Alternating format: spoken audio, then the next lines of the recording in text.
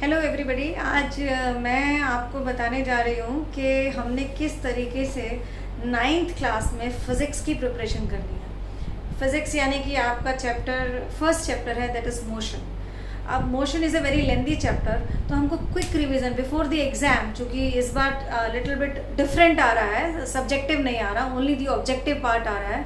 लेकिन objective part भी इतना आसान नहीं है। I mean you have to be very much clear about each and every fundas, right. तो लेकिन अभी लास्ट मोमेंट में तो हम कुछ नहीं कर सकते हैं। अभी तक तो हमने समझ लिया, लेकिन जो भी हमने किया उसको हम शॉर्ट फॉर्म में कैसे कर सकते हैं, कितनी जल्दी कर सकते हैं। With in I think 10 minutes लगेंगे इसको हमको रिवाइज करने के लिए, जिससे कि हमारा पूरा आई थिंक 90% पेपर जो है आपका, ये जो मैं बताने जा रही हूँ, इससे आप सॉल्व कर सकते हो। So let's move on. Chapter की शुरुआत हमारी डिस्टेंस और डिस्प्लेसमेंट से है, जिसमें हमारे को डिस्टेंस की डेफिनेशन पता होनी चाहिए। Distance means it is the actual length covered by the body, and displacement is the shortest distance covered by the body. Second, मतलब this is the definition, ये आपको पता होनी चाहिए। Then फिर हमें ये पता होना चाहिए कि इसका यूनिट क्या है, इन दोनों का SI यूनिट क्या है, that is meters। पता होता है सबको, लेकिन जब हमारा MCQ में पूछा जाता है ना, तो हम एकदम घबरा जाते हैं, ये क्या पूछ लिया, क्योंकि इट इज़ वेरी इजी, ठीक है ना। तो ऐसा नहीं है कि आसान चीज़ हम छोड़ देंगे, हमने एक एक चीज़ करके जानी है। देन फिर हमने ये बताना होता है, इनके बीच में एक डिफरेंस है, that distance is a scalar quantity and displacement is a vector quantity, ठीक है। तो हमें ये भी पता होना चाहिए कि स्केलर क्वांटिटी क्या होती है और वेक्टर क्वांटिटी क्या होती है, ठीक है। Scalar quantity which has the magnitude only, and vector quantity which has both magnitude and direction. मैं पूरा अच्छे से एक्सप्लेन नहीं कर रही हूँ, क्योंकि हमको 10 मिनट्स में क्विक रिवीजन चाहिए। I am not explaining each and everything, I am just telling you कि कौन सा क्वेश्चन वहाँ पूछा जाएगा और आपको क्या रिवाइज करना है। और अगर किसी को कुछ पूछना भी है कि ये आपको समझ में नहीं आ रहा है, या स्केलर एंड वेक्टर क्वांटिटी क्या होती है, कोई भी चीज़ जो मैं इसमें टर्म्स में यूज़ कर रही हूँ, अगर आपको वो समझना है तो आप मेरे उसमें कमेंट कर सकते हो, उसमें कमेंट में लिख सकते हो कि मैम हमें ये एक्सप्लेन कर दो, then I will make that video जिसमें आपको एक्सप्लेन करना है, राइट। तो अभी मैं सिर्फ ये बताने जा रही हूँ मेन पॉइंट्स कि हमको क्या करना है। देन एक क्वेश्चन डिस्टेंस और डिस्प्लेसमेंट में ये पूछा जाता है कि आपको एक स्क्वायर फील्ड दे दिया जाता है और एक सर्कुलर, ये दो क्वेश्चंस पूछे जाते हैं कि स्क्वायर के केस में अगर मेरा स्क्वायर ABCD है, ठीक है, तो इसका टोटल डिस्टेंस अगर मुझे मेजर करना है तो हमने आंख बंद करके उसका पेरीमीटर निकालना है, दैट इज 4 इंटू साइड आपको गिवन होती है, whatever side it is given. Then मुझे टोटल डिस्प्लेसमेंट निकालना होता है। ये दो चीज़ें निकालनी होती है, जो कि आप याद करके जाएं कि इसमें तो हमारा पेरीमीटर होगा और टोटल डिस्टेंस हमारा displacement, not distance, displacement. Total displacement is 0, because displacement is जहाँ से हमने स्टार्ट किया वहाँ पे हम वापस आ गए। जब हम वापस आके, so there is no change in the distance, right. So my displacement is 0। In case of circular path हमारा टोटल डिस्टेंस होगा 2 pi r, which is the circumference of the circle, and total displacement will be 0, क्योंकि जहाँ से हम start हुए, अगर कहीं पर भी ऐसा होता है कि जिस पॉइंट पे हम स्टार्ट होते हैं वापस उसी पोजीशन पे आ जाते हैं, then in that case my displacement is 0, right। एक ये क्वेश्चन आता है। then we have इसी का वो पूछते हैं कि अगर ये हाफ पाथ कवर कर रहा है, हाफ पाथ कवर कर रहा है means if it is moving from A to B and B to C, यहाँ से यहाँ तक आया, इधर गया, यहाँ गया, तो मेरा डिस्प्लेसमेंट क्या होगा? Displacement will be the diagonal of this square which is AC, जो कि हम पाइथागोरस थ्योरम से निकालते हैं, वो आपने पाइथागोरस थ्योरम से निकालना है, ठीक है। But my distance will be this plus this. Distance is the total length you covered, right. Then in case of circular, if it is half semicircle, A to B, then my distance will be this one, shortest, I mean total distance will be this to this, this is pi r, and for displacement it is the shortest distance which is diameter और we say it is 2r if r is the radius, right? So एक तो ये चीज important हो गई। Then फिर हमारा आता है कि हम डिस्टेंस को कैसे किस इंस्ट्रूमेंट से मेजर करते हैं, दैट इज द ओडोमीटर। वो भी आपको पता होना चाहिए, राइट? उसके बाद आता है हमारा speed. We should know the definition of the speed which is distance upon time, right? And it's SI unit. SI unit is metre per second ना। जिस तरीके से हमारा डिस्टेंस और डिस्प्लेसमेंट होता है, ऐसे हमारा स्पीड और वेलोसिटी होता है। In case of speed it is distance and in case of velocity it is displacement. So हमने ये याद रखना है कि अगर मेरी डेफिनेशन में डिस्प्लेसमेंट वर्ड यूज हुआ है, that means it is velocity. Unit will be the same because numerically जब हम इसको सॉल्व करते हैं both are same things, but theoretically जब हम इसको डिफाइन करते हैं तो speed is a scalar quantity and velocity is a vector quantity. S for speed, S for scalar, V for velocity, V for vector quantity. इस तरीके से आपने याद करना है, राइट? उसके बाद हमारा आता है स्पीड और वेलोसिटी में के बाद है हमारा average speed. Average speed and average velocity. Now what is the difference? Average speed is total distance upon total time. बहुत शॉर्टली मैं आपको बता रही हूँ, लेकिन अगर किसी को ये समझना है तो प्लीज़ मेरे कमेंट में आप लिखें कि आप ये समझना चाहते हैं, देन फिर मैं वो वाली वीडियो आपके लिए बनाऊंगी। This is total distance upon total time and average velocity is u plus v upon 2, which means u means initial velocity and v is the final velocity. अभी तक आप लोगों को ये पता होगा इनिशियल वेलोसिटी क्या होता है और फाइनल वेलोसिटी क्या होता है। मैं बिल्कुल भी वो चीज़ें नहीं बता रही हूँ जो मैं इसमें यूज़ कर रही हूँ वर्ड्स। मैं सिर्फ आपको इतना बता रही हूँ कि किस तरीके से आप क्विक रिवीजन करेंगे। लेकिन इसमें से कोई भी पर्टिकुलर टॉपिक आप समझना चाहते हैं तो प्लीज़ मेरे कमेंट पे ये बातें आप लिखें so that I can make that video, right? इसके बाद आता है हमारा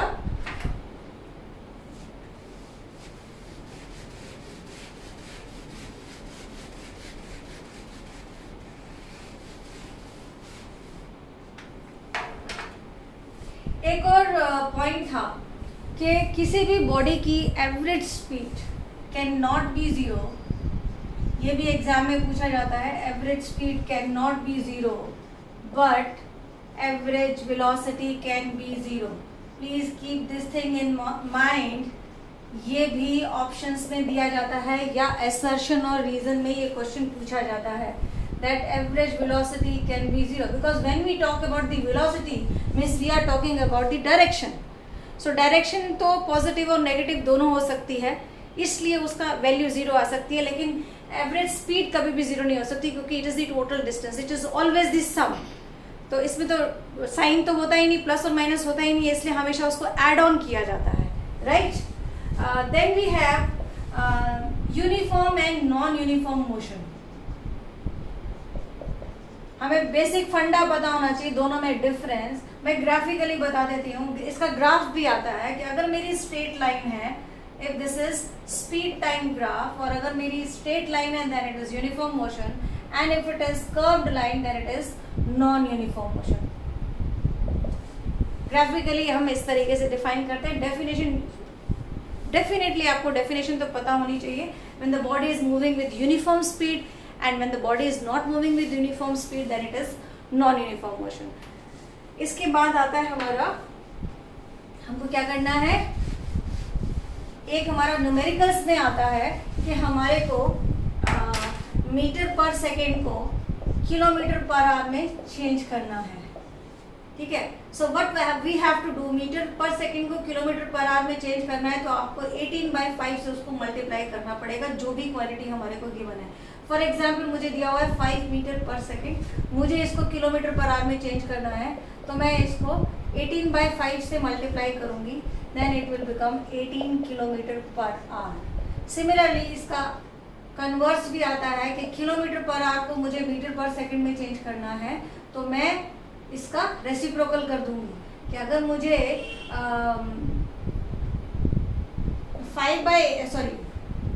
18 को मीटर पर सेकेंड में चेंज करना है, then I will multiply it by 5/18, I will get 5 metre per second. This is very important, 1 mark question में ये चीज़ें बहुत पूछी जाती हैं, प्लस कई बार हमारे को न्यूमेरिकल में आ जाता है कि हमको मीटर पर सेकेंड में निकालना है। सो हमने ये रिलेशन याद रखना है। याद करने में आसान तरीका ये है कि अगर मुझे बिग यूनिट में चेंज करना है तो मुझे बिग नंबर 5/18 और 18/5 में से बड़ा कौन सा है, ये, तो मुझे इसको मल्टीप्लाई करना है। और अगर मुझे छोटे यूनिट में चेंज करना है तो मुझे छोटे नंबर से मल्टीप्लाई करना है। याद करने का तरीका ये है इसका।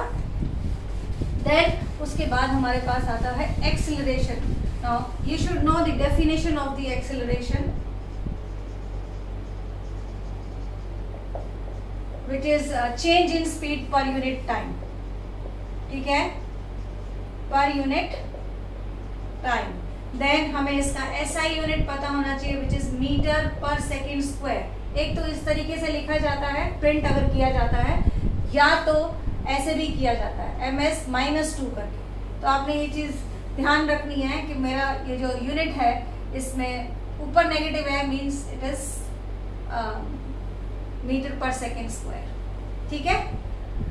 एक्सेलरेशन का एक रिटार्डेशन भी है। Retardation is negative acceleration. जब हमारी स्पीड डिक्रीज होती है देन इन दैट केस हमारी एक्सेलरेशन की वैल्यू नेगेटिव होती है। अगर एक्सेलरेशन मुझे नेगेटिव दे रखा है then it is negative acceleration, but when we are talking about the retardation then you don't have to put the sign negative. For example मुझे रिटार्डेशन दे रखा है 8 मीटर पर सेकेंड स्क्वायर, और अगर मुझे नेगेटिव, अगर ये -8 दिया हुआ है then it is negative acceleration. लेकिन अगर रिटार्डेशन बोला हुआ है then I will write 8। Retardation is 8। There is difference between the two terms. ठीक है, समझ आया। उसके बाद हमारा आता है एक्सेलरेशन के बाद अगर हम ग्राफिकली देखें, ग्राफ पे आते हैं, ग्राफ का भी इसमें आता है। तो हमें क्या क्या चीज़ें याद रखनी है। मेरे पास 2 तरीके के ग्राफ होते हैं, एक होता है डिस्टेंस टाइम ग्राफ और एक होता है speed time graph. So distance time graph से हम स्पीड निकालते हैं, राइट। और डिस्टेंस टाइम ग्राफ का हमको क्या याद रखना है, स्पीड कैसे निकालनी है। अगर मेरा ये ग्राफ दिया है तो ये जो स्लोप होती है इसकी स्लोप मुझे डिफाइन करती है स्पीड। तो क्वेश्चन हमसे ये पूछा जाता है, name the physical quantity which is measured by the distance time graph, by the slope of the distance time graph. Then we write speed. और स्लोप या स्पीड हम कैसे निकालते हैं, by the slope of the distance time graph. दोनों oppositely conversely पूछा जा सकता है। ठीक है, ऐसे ही स्पीड टाइम ग्राफ का अगर हमें स्लोप देखनी है that gives you the acceleration. तो ध्यान रखना है डिस्टेंस टाइम ग्राफ है कि स्पीड टाइम ग्राफ है। अगर स्पीड टाइम ग्राफ है तो मुझे एक्सेलरेशन निकालना है, अगर डिस्टेंस टाइम ग्राफ है तो मुझे स्पीड निकालना है यहाँ पर। ठीक है, स्पीड और velocity, when we talk about the numericals, speed and velocity is the same thing. ठीक है। हाँ, एक चीज़ और ध्यान रखना कि इसमें कई बार डिस्टेंस और डिस्टेंस की जगह यहाँ पर डिस्प्लेसमेंट दिया होता है। सो डिस्प्लेसमेंट है तो मुझे वेलोसिटी लिखना है। ठीक है ना। If the graph is distance times ना होके डिस्प्लेसमेंट टाइम ग्राफ है देन वी राइट वेलोसिटी। ये ध्यान रखना बस, वेलोसिटी के लिए हमारा डिस्प्लेसमेंट टाइम ग्राफ होगा।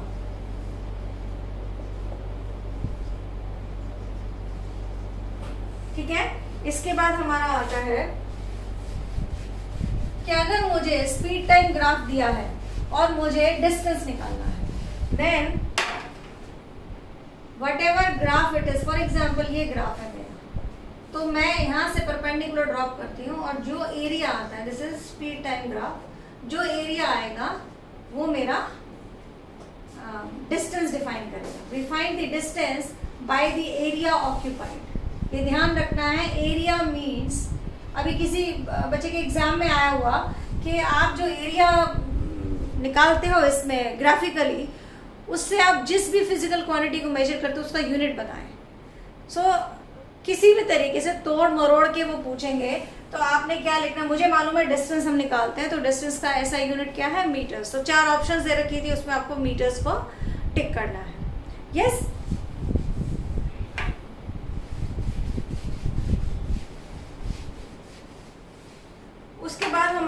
है, एक और चीज़ है, ग्राफ एक और भी तरीके से दिया होता है। अगर मेरा डिस्टेंस टाइम ग्राफ है और उसमें इस तरीके से दिया हुआ पैरेलल लाइन दे रखी है, पैरेलल लाइन देने का मतलब अगर डिस्टेंस टाइम ग्राफ है, there is no motion, body is at rest, body is at rest, ठीक है। और अगर ये स्पीड टाइम ग्राफ है and line is parallel, definitely it is uniform motion, but here acceleration is zero, ये ध्यान रखना। Motion is uniform but acceleration is zero. Then comes the circular motion. Circular motion भी इसमें define करिए। Circular motion is circular motion में हमारे को angular velocity निकालनी होती है। तो फॉर्मूला तो हमारा वही रहता है डिस्टेंस अपॉन टाइम का, लेकिन सर्कुलर मोशन में हमारा डिस्टेंस होता है 2πr। सो मेरा एंगुलर वेलोसिटी का फॉर्मूला बन जाता है distance upon time, where distance is 2πr and time t, ठीक है। एक तो ये बात है। दूसरा क्वेश्चन ये चीज़ पूछी जाती है, it is the only motion, circular motion, जिसमें हमारा स्पीड कांस्टेंट है।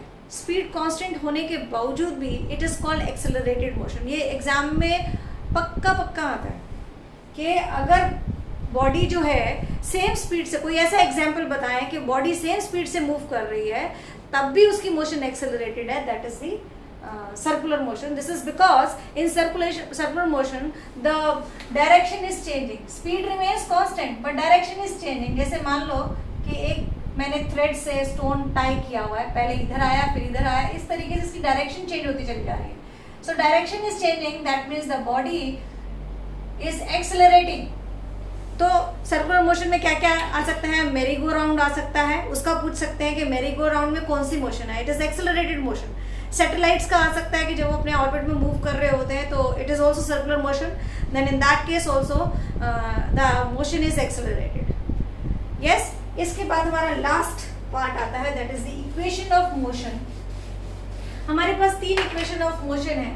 First is v is equal to u plus at, where v is the final velocity, u is the initial velocity, a is acceleration and t is time। ये तो आप लोगों को मालूम होगा, मैं जस्ट एक तरफ एक क्विक रिवीजन दे रही हूँ आपको। Second equation is s is equal to ut plus half at square, where s is the distance. ये हमेशा याद रखें, डिस्टेंस को कभी भी d करके ना लिखें या स्पीड को s करके मत लिखें, क्योंकि स्पीड जो हो जाएगी फिर आप इक्वेशन में गलत डाल दोगे। By speed is given by u और v। u means initial velocity, v is the final velocity of a body, right. Third equation is v square minus u square is equal to 2as। So ये सब मैं बता चुकी हूँ कि इसके initials का क्या मतलब है। अब जब भी हमारे को ये इक्वेशन को न्यूमेरिकल्स में पुट करना है तो हमने 3 चीज़ें ध्यान में रखनी है न्यूमेरिकल करने से पहले। पहली चीज़ कि अगर कोई बॉडी रेस्ट में है, रेस्ट में मतलब अभी स्टार्ट ही नहीं किया उसने मूव करना, देन इन दैट केस हमारा इनिशियल वेलोसिटी 0 होगी अगर बॉडी रेस्ट से स्टार्ट हो रही है, पहली चीज़। दूसरी चीज़, अगर हम ब्रेक लगाते हैं और तब बॉडी स्टॉप होती है, बॉडी स्टॉप होती है, then in that case my initial velocity is final velocity is 0, right, stops.